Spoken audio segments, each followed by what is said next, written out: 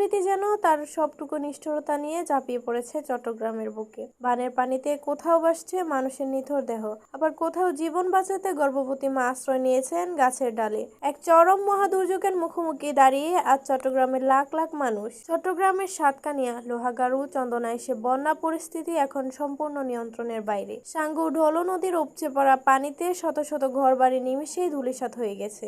স্রোতে ভেসে গিয়ে বেশ কয়েকজন নিখোঁজ হয়েছেন এবং দুর্গত এলাকায় লাশ ভেসে ওঠার মতো শিউরে ওঠা খবর মিলছে। এরই মধ্যে হু হু করে পানি বাড়ায় এক অসহায় গর্ভবতী নারী জীবন বাঁচাতে ঘরের পাশের একটি গাছের ডালে আশ্রয় নেন। চারদিকে থই থই পানির মধ্যে কোনো উদ্ধারকারী দল না থাকায় গাছের ডাল থেকেই ভেসে আসছিল তার আকুল আর্তনাদ। পরবর্তীতে স্থানীয় কিছু সাহসী মানুষ জীবনের ঝুঁকি নিয়ে নৌকা দিয়ে ওই মাকে উদ্ধার করেন। এই সময়ে দাঁড়িয়ে প্লাবিত এলাকাগুলো এবং বিদ্যুৎহীন ও সম্পূর্ণ যোগাযোগ বিচ্ছিন্ন পরিস্থিতি সামাল দিতে সেনাবাহিনী ও নৌবাহিনী ও কোস্ট গার্ডের সদস্যরা স্পিডবোট নিয়ে দিনরাত উদ্ধার অভিযান চালাচ্ছেন। চট্টগ্রামের এই চরম মহাদুর্যোগ ও বানবাসী মানুষের এমন করুণ পরিস্থিতি নিয়ে আপনার কি প্রার্থনা বা বার্তা রয়েছে?